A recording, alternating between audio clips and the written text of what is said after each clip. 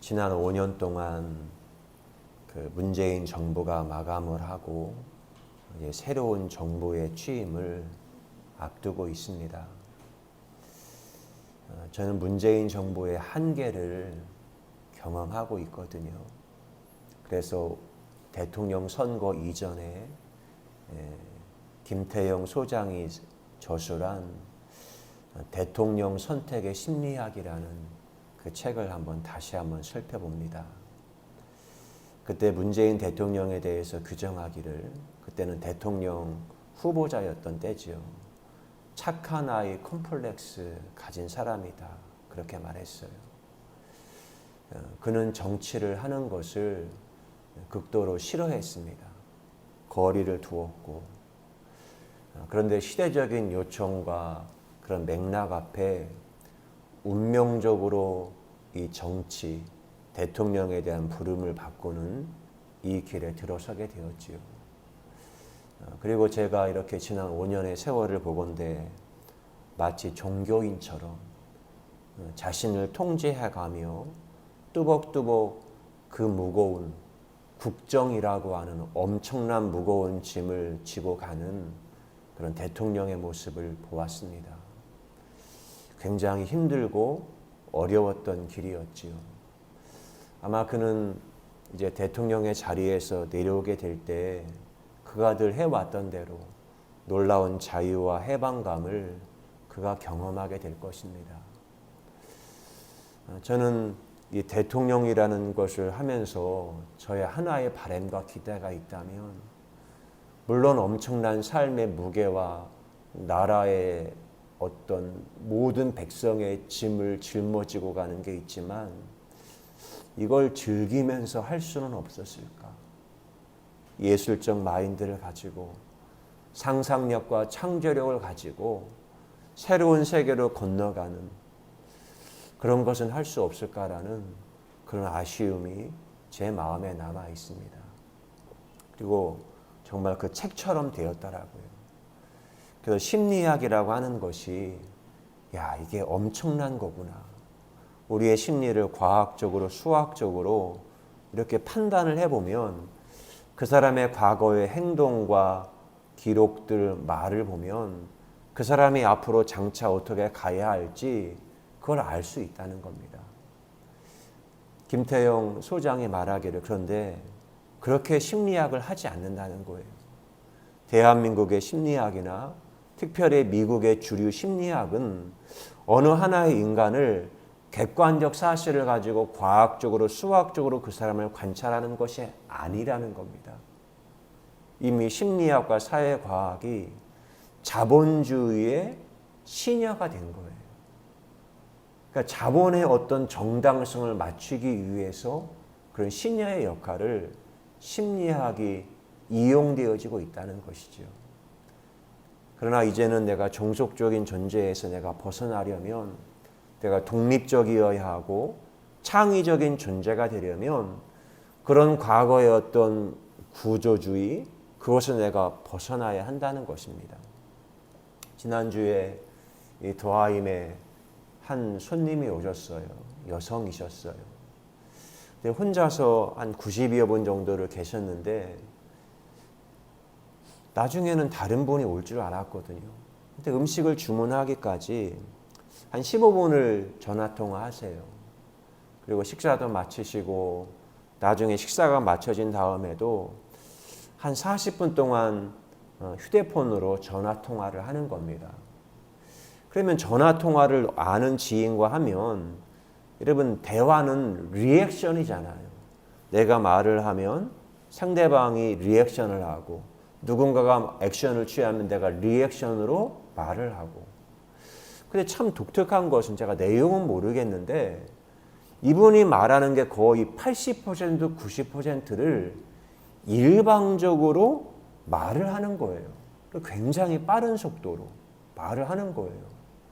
근데 그것이 굉장히 제게는 참 이상하게 다가오더라고요. 여성분이 말을 하는데 어떻게 일방적으로 80%, 90%를 저렇게 말할 수가 있지? 제 아내에게 나중에 이런 이야기를 했어요. 그때 아내가 답변하기를 그런 경우는 어떤 거냐면 위계 질서 구조일 때 가능하다는 겁니다. 위계 질서. 계급. 내 아랫사람과 명령과 지시의 언어로 말할 때 아니면 훈계에 이야기할 때는요. 80% 90%를 일방적으로 말하는 거죠. 그리고 상대방은 굴종의 언어를 사용해야만 하고. 여러분 요한복음 15장에 예수님이 우리에게 하신 중요한 말씀이 있습니다. 사실 이 신약 성경은 가장 먼저 쓰여진 것은 사실 바울 서신이거든요. 근데 바울 서신의 문제를 코딩한 것이 복음서예요. 예수님은 그 제자들에게 그 한계를 극복하기 위해서 사도 요한을 통해 말씀하는 거예요. 아마 사도 바울은 끊임없이 나는 예수 그리스도의 종 바울이다. 우리는 예수의 종이다. 어쩌면 그것이 그때 당시에 지배했던 어떤 이데올로기 같은 것이었어요. 그러나 예수님은 사도 요한을 통하여 말하는 것은 이제부터는 너희를 종이라 하지 아니하리니 종은 주인이 하는 것을 알지 못함이라. 너희를 친구라 하였노니 내가 내 아버지가 들은 것을 다 너희에게 알게 하였음이라. 너희는 종이 아니야. 너희는 나의 친구란 말이야. 위계 질서 안에 아래에 있는 종은요. 주인의 의도를 살필 필요 없어요. 그냥 내가 하면 돼요. 그런데 이제는 서열화되어 있고 계급화되어진 그런 질서, 서역의 차경이라고 하잖아요. 거기서 차별이 나오고 그걸 여러분 벗어나야 돼요. 여러분 지금 대한민국 사회가 집단 우울증 상태입니다. 집단 우울증이에요. 근데 우울증은 왜 사람들이 우울감에 빠지는지 아세요? 마음에 분노가 차오릅니다. 이 마음의 분노를 해소하지 못할 때 그게 시간이 길어질 때 사람들은 우울한 상태에 빠져들어요. 그러면 이 우울함, 이 분노는 어디서 오는 거죠? 그 근본적인 것을 파고 들어가야 합니다. 왜 우리가 분노하고 왜 우리가 이 우울증 상태 가운데 빠져든 겁니까? 그건 이 사회가 불평등하다는 거예요. 인간이면 다 똑같은 평등한 존재인데, 그리고 이미 우리나라의 헌법에도 만인이 법 앞에 평등하다고 말했는데, 우리 사람들이 일상적인 삶을 말해요. 일상적인 삶에서 경험하는 것은 우리는 평등하지 않아요. 너무나 차별에 길들여져 있어요. 서열화되고 계급화되어져 있어요. 근데 그것에 길들여지면 인간의 존엄성이라고 하죠. 인간의 존엄이 상실되는 거예요. 인간의 존엄이 상실되면 사람들이 아무리 높은 계급에 올라가도 자기를 잃어버린 사람들에게는 행복과 만족이 찾아오지 않는다는 겁니다. 지난주에 1년에 한 번 있는 연회를 갔다 왔어요. 연회는 목사가 출생하고 목사가 마감한 은퇴 시 가장 중요한 것들을 하고 있습니다. 여러분 연회원이라고 해요. 우리가 똑같은 정회원이면 회원이면 다 평등합니까? 이런 지난해 헌법이 개정이 저희 교단의 헌법이 개정이 됐지만 과거에는 누군가 리더십을 뽑을 때 0급 순으로 잘랐어요. 목사에게는 정회원 10년급이 떨어져야만이 감독 선거권이 있어요. 정회원이어도 연급을 다 마치지 아니하면 선거할 수 없다니까요. 내가 여기에 정회원인데? 그런데 이것 앞에 우리는 질문도 하지 못했어요. 요구도 하지 못했어요. 그 위계 질서, 서열화, 계급화된 것을 당연화된 질서로 그냥 받아들였다니까요. 제가 속한 연회원이 2,500명이나 돼요. 2,500명이 모였는데 거기 회중성에 1,500명은 모였어요. 위계 질서와 엄청난 압력이 높은 곳에 발언하는 게 쉬울까요? 몇몇 위계 질서에서 고급 관료 역할을 했던 사람, 그 사람들만이 발언을 해요. 그렇게 한 20여 년을 길들여지면요, 자기를 상실합니다. 왜 내 속에 이런 분노가 있는지, 왜 우울의 상태에 있는지 그것도 잘 이해를 하지 못합니다. 대한민국이 6월 달에 지방선거를 앞두고 있습니다. 그리고 많은 이들이, 제 주변에 아는 사람들이 당에다가 공천 서류를 냈어요. 근데 들려오는 소식은 이미 거기에 공천에서 탈락을 했어요. 경선도 하지 아니하고. 그리고는 중앙당에서 우리가 사는 오산 지역은 전략 공천 지역이다라고 해서 했던 모든 사람들을 단칸에다 날려버렸네요. 여러분, 이게 어떻게 가능하죠? 우리가 살고 있는 것이 위계 질서예요. 당에서 결정하면 당원은 받아들여야 한다. 그 의미는 내가 불이익을 당해도 사람은 참아요. 근데 왜 사람들이 불이익을 당하고 평등하지 않는데 왜 참는 거죠? 위계 질서예요. 이 조직의 압력이 얼마나 강한지, 여기서 내가 내 자유함과는 내 존엄을 말했다가는 이 칼이 이 조직의 끈을 잡고 나를 그냥 끊어버리는 겁니다. 여러분, 이게 얼마나 고통스러운 겁니까? 대한민국에 살면서 우리가 경험하는 게 얼마나 차별을 경험하고 있는지. 그래서 국회의원들이 차별금지법을 발의해요. 그 사람이 가진 성별, 종교, 학연, 지연, 이것에 의해서 사람들은 차별받지 않을 권리가 있다. 그런데 이걸 가장 반대하는 사람이 누군지 아십니까? 기독교예요. 야, 이게 뭐죠? 주님은 모두가 다 친구라 하겠는데 왜 기독교는 이렇게 힘을 내세워 이 차별금지법을 반대하고 있나? 도대체 어떤 위계질서, 어떤 구조가 이 사회를 지배하고 있는 거죠? 우리는 세상에 만들어 놓은 구조와 정답에 우리는 너무나 길들여져 있어요. 언어가 육체에 잠겨 있다라는 표현을 씁니다. 우리 육체가 무엇인가의 시간과 관성에 길들여지면 우리의 언어는 그 육체에 잠겨버립니다. 더 이상 상상력이나 호기심이나 어떤 질문하는 것, 그걸 할 수가 없어요. 그리고는 그 어떤 세상이 정한 규정 앞에 나를 갈아서 넣어가면서 나는 이미 서열화된 곳에 한 단계 앞으로 가기 위해, 한 계단 계급으로 올라가기 위해 그냥 맹목적으로 열심히 달려갈 뿐이에요. 과거 미국의 오바마 대통령이 대한민국을 방문했을 때 기자회견을 했습니다. 엄청난 강당이었어요. 그리고 마지막 오바마 대통령이 연설을 하고는 한국의 기자들에게 마지막 질문의 시간을 주었어요. 근데 그 누구도 질문하지 않아요. 1분, 2분? 그 침묵의 시간을 오바마가 기다려요. 어느 하나님 손을 들고 말하는데 중국 기자예요. 저는 중국 기자에게 질문하는 게 아니라 대한민국 기자에게 질문의 기회를 드립니다. 아무도 질문하지 않았어요.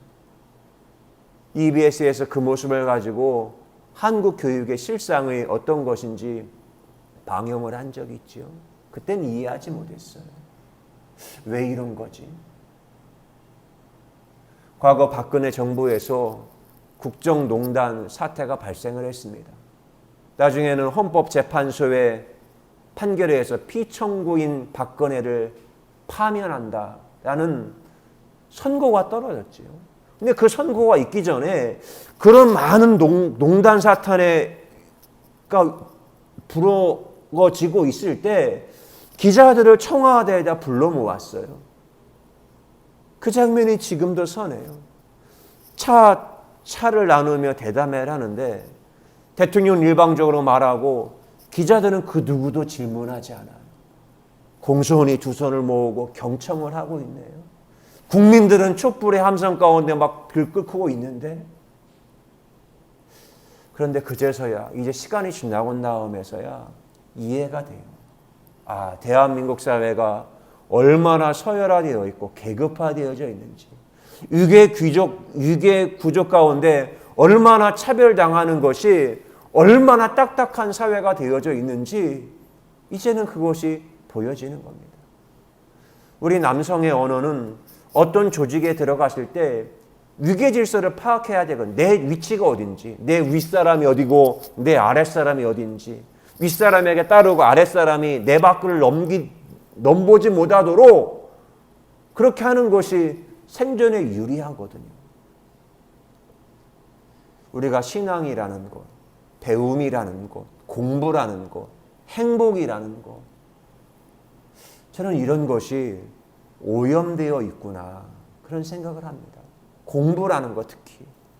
여러분, 공부라는 것은 세상을 살면서 내가 만나는 세계와 내가 만나는 모든 존재와 호기심을 가지고 교감을 하는 거거든요. 호기심권에 질문해요.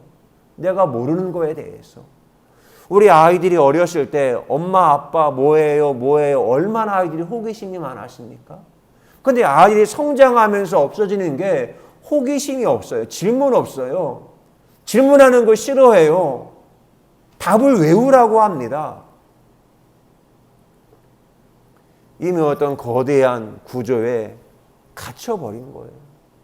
행복은 질문 가운데 내가 만물과 교감하며 우주의 모든 것들과 교감하면 나의 삶을 깨워가는 게 진정한 행복이고 공부의 비밀인데, 그리고 나만의 어떤 속도를 가지고 어떤 한계선, 시간의 경계와 상관없이 내가 어떤 것에 막 몰입을 할 때는 밀도와 농도와 속도도 내가 조절해 가면서 하는 게 진정한 배움의 길 아닙니까? 세상은 그걸 우리에게 허락하지 않아요. 특별히 성서를 볼 때 율법에 의해서 오염이 됐어요. 율법에 대해서 오염이 됐다는 게 어떤 의미냐면, 율법이 하나님의 말씀이 사람을 살리는 말씀인데, 하나님의 말씀이 율법화되어 자신의 기득권을 지키기 위해서 대항하는 사람을 죽이는 법으로 전락이 되어져 있어요. 그게 바로 율법입니다. 사랑의 법이 자신의 기득권을 지키는 그 법이 됐어요. 그리고 우리는 그 위계 구조의 함정, 경로의 저주 가운데 이미 빠져든 겁니다. 다른 생각, 다른 길, 창의성, 이런 건요 생각도 하지 못해요. 우리가 요한복음 8장을 오늘 11번째 보고 있어요. 여러분, 예수님 당시에 가장 큰 그 사회를 지배하는 건 율법이에요. 유대교라는 겁니다. 유대교. 그 유대교와 율법에 의해서 모든 걸 지배하는 예수님이 하늘에서 육신의 옷을 입고 이 땅에서 주님이 말씀을 전하십니다. 근데 예수님이 인기가 높아져요. 모든 시공간을 초월한 하나님의 말씀이거든요. 근데 예수님을 경계하기 위해서 바리새인들, 서기관들, 그들이 예수님을 주목하며 그를 잡으려고 공모를 하는 겁니다.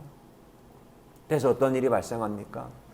아침에 다시 성전으로 들어오시니 백성이 다 나오는지라 앉으사 그들을 가르치시더니, 예수님이 성전에 모여들어요. 그때 서기관들과 바리새인들이 음행 중에 잡힌 여자를 끌고 와서 가운데 세우고, 이미 그들이 공모를 했다는 거예요.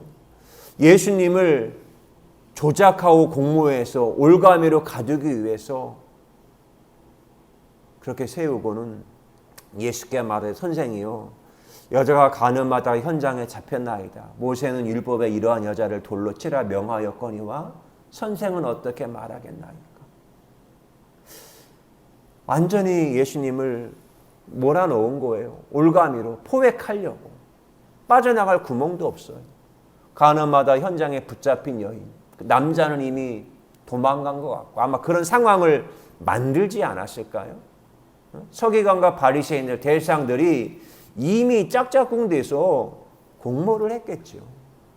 그리고는 감히 피할 수 없는 질문을 예수님에게 던지는 겁니다. 근데 이때 예수님이 유대교와 율법에 잠겨 있는 분이시라면 그냥 포획이 되는 거예요. 근데 예수님은 그 시공간에 갇혀 계신 분이 아니에요. 제도에 갇힌 분이에요. 그분은 하나님이십니다. 그분은 창조주세요. 전지하신 분이세요. 그분은 시공간을 초월해서 모든 것을 섭리하시며 보실 수 있는 창조적이신 분이십니다. 그런데 우리는 그 창조적인 존재가 바로 우리 인간인데 아이들이 그렇게 태어나요. 근데 세상에 길들여질수록 그 창의성과 창조성을 상실해요.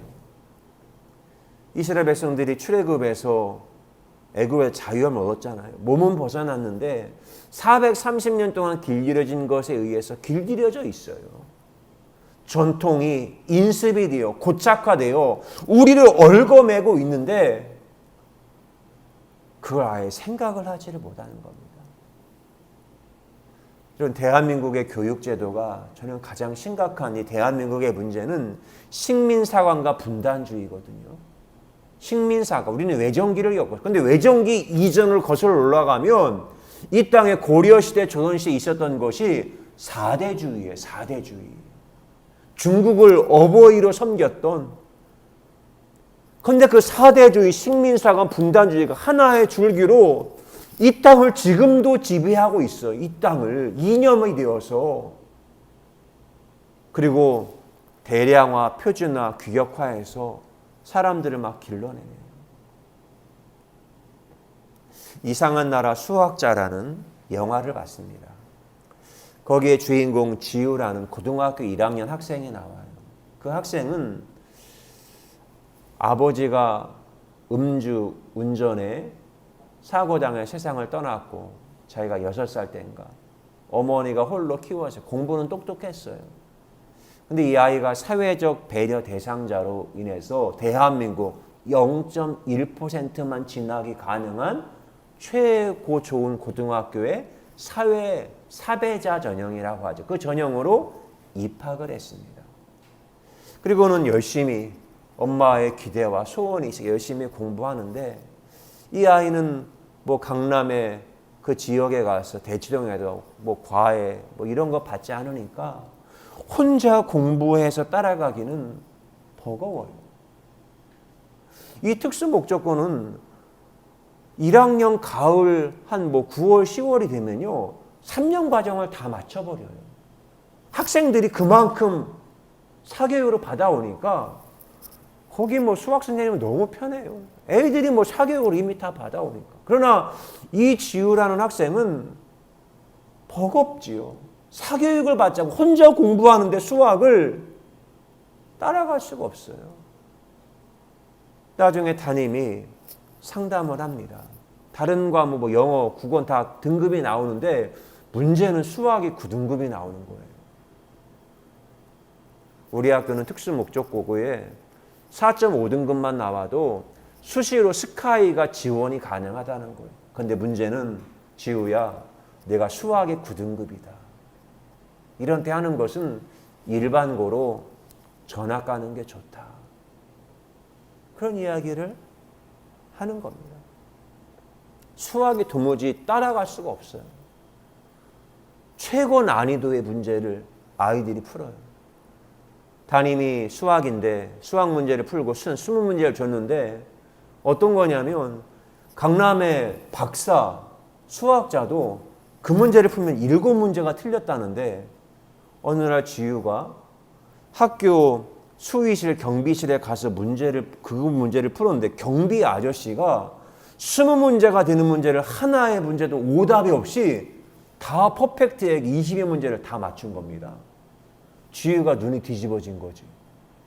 아니 박사도 이렇게 틀리는데 이분이 도대체 어떤 분이길래 수학 20문제를 다 맞춘 거예요. 나중에는 뭐 의리 지키다가 기숙사에서 쫓겨나고 하다가 그 경비를 하는 그분에게 가서 제발 나 좀 수학 좀 가르쳐 달라고. 난 정말 과외를 받고 싶어 돈이 없다고. 통사정을 하죠. 그러니까 여러 스토리가 발생을 해요. 근데 먼저 답을 주면 이 특수목적고의 이 경비 아저씨가 북한에서 탈북한 사람이에요. 북한의 최고의 이학성이라고 세계적인 리만 가설이라는 그 문제를 증명해낸 최고의 수학자인 겁니다. 그런데 이 사람이 내려왔는데 나중에는 마음이 열려서 그 아이가 긍휼히 여기는 마음 가운데 규칙을 주죠. 규칙 1, 여기서 무엇을 하는지 아무에게도 말하지 않는다. 규칙 2, 수학 이외의 질문은 하지 않는다. 규칙 3, 나는 수학을 가르쳐 주지만 시험이나 성적 따위에는 관심이 없다. 약속할 수 있겠어? 하겠다고. 그리고는 우리 딸, 우리 한 사람이 좀 이걸 풀어야지. 자, 그러면 이 학생이 하나 문제를 내는 거야. 칠판에다가 그림을. 자, 보라오. 자, 보라오. 여기 A, B, C 삼각형이 그려요. 근데 직각 이등변 삼각형. 직각 이등변 삼각형. A가 90도. 직각은 90도잖아요. 높이가 9. 밑변의 길이가 10이다. 이것의 넓이를 구해보라오. 얼마야? 높이가 6. 밑변의 길이가 10. 직각 이등변 삼각형의 넓이는? 높이가 6. 밑변의 길이가 10. 직각 이등변 삼각형의 답은? 응? 삼각형의 넓이 구하는 건 밑변의 길이 곱하기 높이 곱하기 2분의 1. 30. 딱 나왔어요. 그러니까 너 모르는가 보네. 아니 30 맞는데요? 야, 너 상태가 심각하구나. 너 초등학교 어디 나왔니? 아니 맞잖아요. 30. 일어나가지고는 지우가 칠판에다가 풀어요. 밑변은 길이 곱하기 높이 곱하기 2분의 1. 30. 맞는데? 그랬더니 이 학생이 앞에 나가더니 거기 삼각형에다가 원을 이렇게 그리는 겁니다. 원을 그리고 나니까 자, 잘 들여다보라오. 그러니까 지우가 한참을 보더니 그제서야 깨닫는 거예요. 선생님, 이거는 높이가 반지름이니까 높이가 6이 아니라 5잖아요. 10이 아니라 6이 아니라 5잖아요. 이거 아주 바보는 아니구래.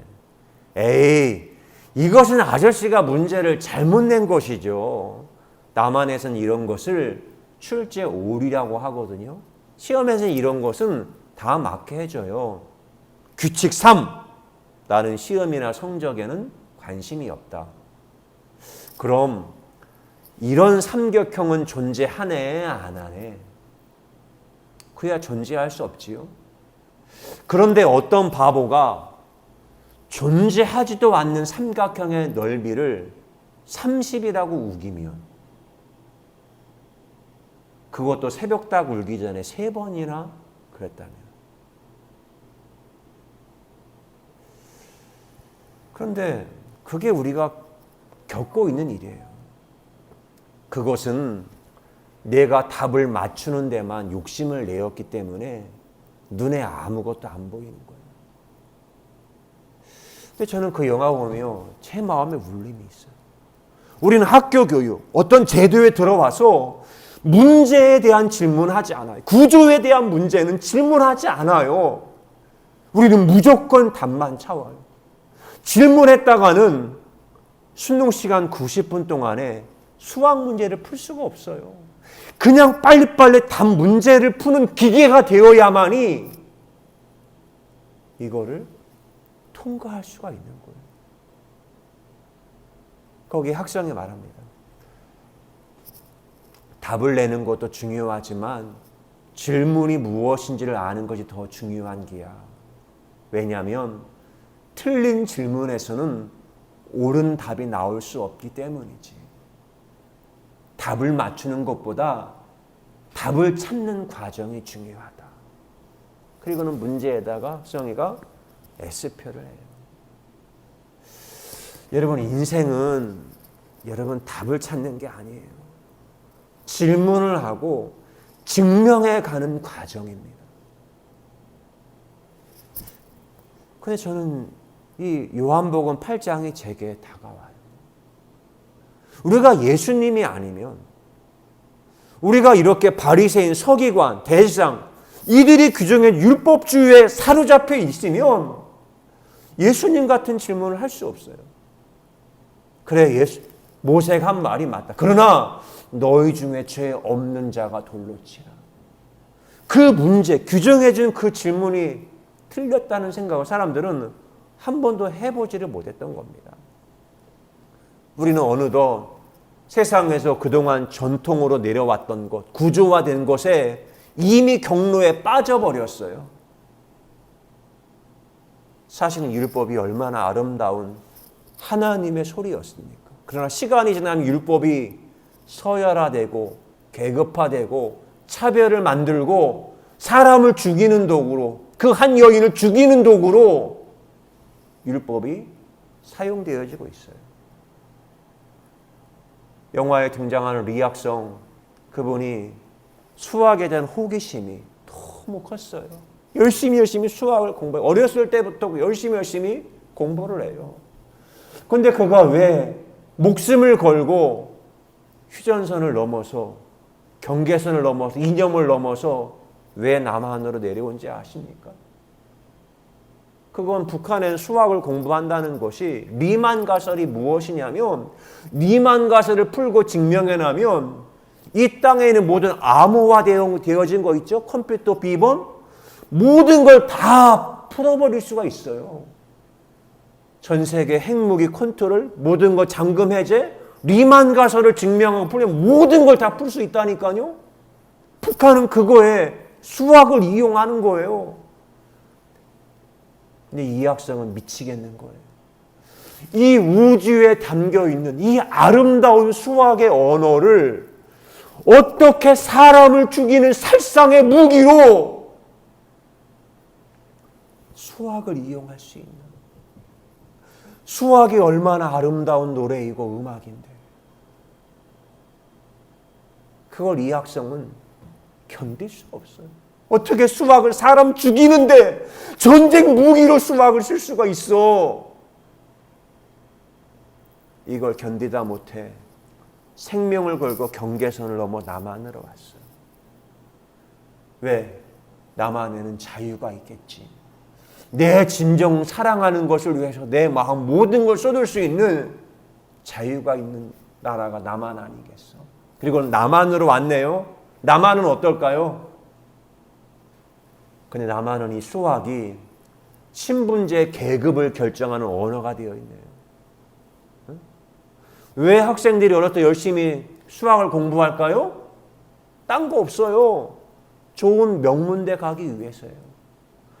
다른 과목은 다 잘해요. 수학, 영어 다 잘해요. 그런데 오로지 약간의 그 변별력을 어디서 찾냐면 수학이 결정해요. 수학을 얼만큼 잘하냐에 따라서 한 문제 만약 서울대냐, 연대냐, 고대냐, 그 밑에 대학이냐, 이 학생이 뒤집어지는 거예요.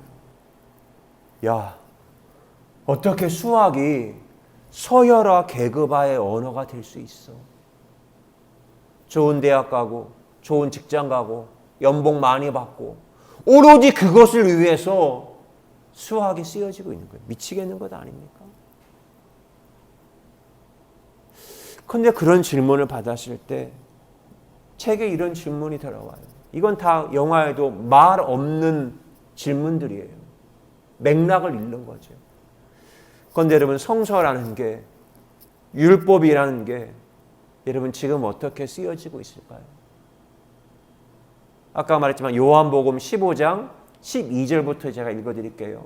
주님이 새 계명을 말해요. 내 계명은 곧 내가 너희를 사랑한 것 같이 너희도 서로 사랑하는 이것이라. 사람이 친구를 위하여 자기 목숨을 버리면 이보다 더 큰 사랑이 없나니 너희는 내가 명하는 대로 행하면 곧 나의 친구라. 이제부터는 너희를 종이라 하지 아니하리니 종은 주인이 하는 것을 알지 못함이라. 너희를 친구라 하였노니 내가 내 아버지께 들은 것을 다 너희에게 알게 하였습니다. 하나님의 말씀은요, 딴 거예요. 새 계명을 주겠다. 율법이 아닌 새 계명을 주겠다. 그것은 서로 사랑하라. 친구를 위해서 목숨을 주면 그것보다 더 큰 사랑이 없는 거다. 그 사랑을 말해요.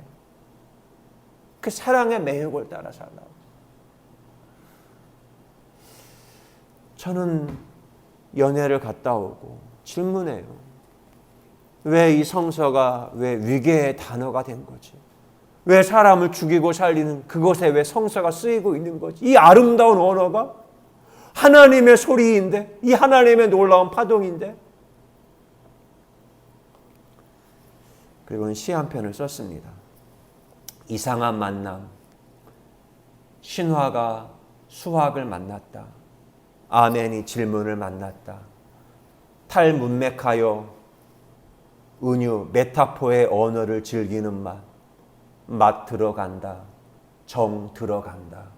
숨의 주기율, 노래하며 춤을 추며 지금 여기 노동의 주기율로 악상이 잉태되고 이삭을 안고 춤을 춘다.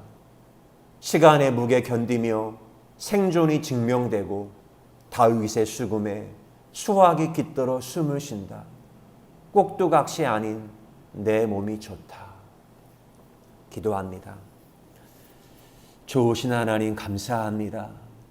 이제 율법의 시대, 하나님의 소리와 파동으로 사람을 서열화하고 계급화하고 나누고 살리고 죽이는 그런 시대는 끝났습니다. 하나님의 새로운 말씀은 새 계명을 주노니 너희가 서로 사랑하라. 주님 말씀하셨습니다. 우리가 새로운 하나님의 주기율, 이 사랑의 계명 앞에 말씀이 이 땅의 우주와 내 삶의 몸에 실제화되고 성취가 되어 이 땅에 하나님의 법, 새로운 질서가 통치하는 거룩한 하나님의 나라 경작하는 그 일에 쓰임받는 우리가 예배자, 예술인, 과학자, 수학자, 예배자가 되게 하신 것 감사합니다. 사랑합니다. 예수 그리스도의 이름으로 기도드리옵나이다. 아멘. 주님의 아름다운 그 소리, 그 파동이 있는 곳, 그곳에 주님의 숨길이 생기고 그 주님의 숨이 우리 인간의 몸을 움직일 때, 영혼 몸이 하나가 될 때 우리 인간은 온전한 예배자가 되고 이 땅을 경작해서 하나님의 소리를 눈에 보이는 것들로 만들어내는 그런 예배자, 경작자, 농부가 될 겁니다. 유괴 질서가 가득한 그 연애 현장을 갔다 온 다음에 시 한 편을 썼습니다. 숨길 몸을 만나다. 그 배에서 물이 샘솟는다. 오선보를 타고 흐르는 샘물이 몸에 밴 악취를 녹이고 골수에서 나온 피 묻은 흔적이 몸을 맑게 하고 얼굴에 그려지네. 하늘과 땅의 배틀질이 얼굴의 광채로 노래하는 주기율. 좀비들이 폭탄을 쏘며 산산조각 파투내지. 텅 비어있는 무덤에 물이 다시 흐르고 숨길이 생기니 짜임새 있는 밤하늘 그대의 몸을 따라 아침마다 변주되네.